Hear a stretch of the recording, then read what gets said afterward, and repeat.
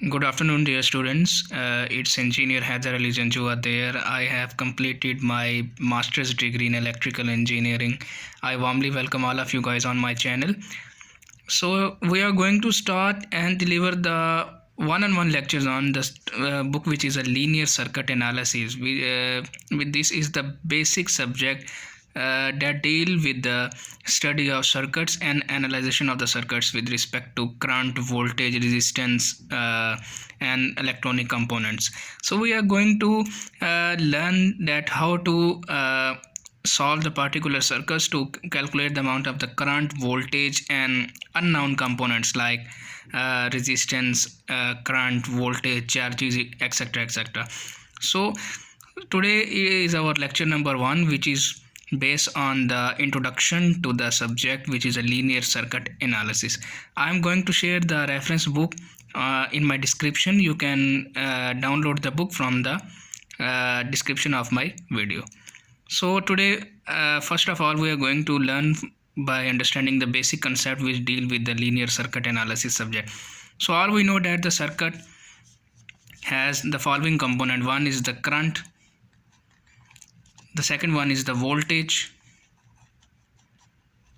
the third one is the resistance,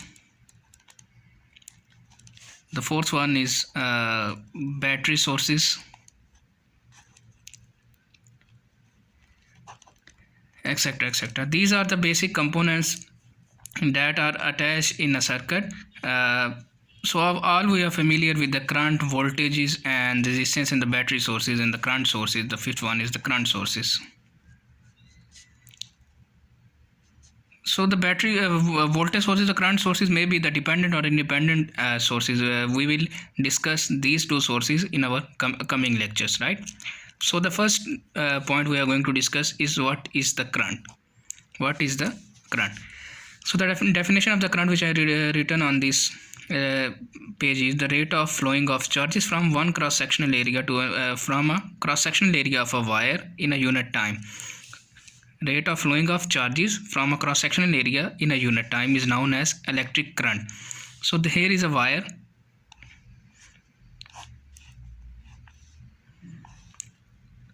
Now let's suppose this is a wire, right? This is the point number A and this is point number B. So all we know that there are free electrons which are present in a wire.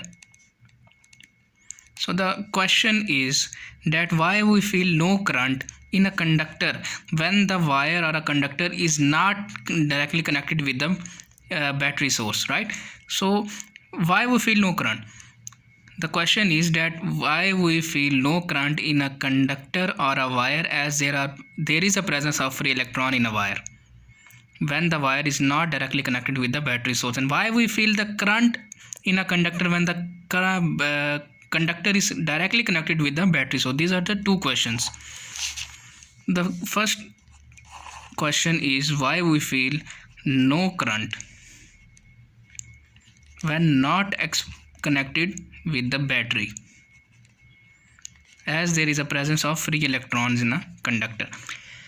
So the answer is that the which are the free electrons which are present in a conductor move randomly in a conductor, They collide with each other and wall of the conductor. So their movement is random. As their movement is random, so they cancel the effect of each other. The electron moving from right to left and the electron moving from left to right, they will have the same magnitude, but the direction is opposite. So the resultant of their force is 0. So that's why we feel no current in a conductor when the conductor is not connected with the battery source. And when we connect the conductor with the battery, the electrons set up their direction and they start moving from positive terminal of a battery towards the negative terminal of a battery. But in this way, when they flow from one end of a conductor to the second end of the conductor, so the rate of flowing of charging from a cross-sectional area, this is a cross-sectional area which is A, and the rate of flowing of charges from point B to point A. When the charge flow from point B to point A, they will produce a current. So the mathematical relation of the current is I. The current is represented with the symbol I, which is I equals to Q divided by T, where Q is the charge, and the unit of the charge is coulomb.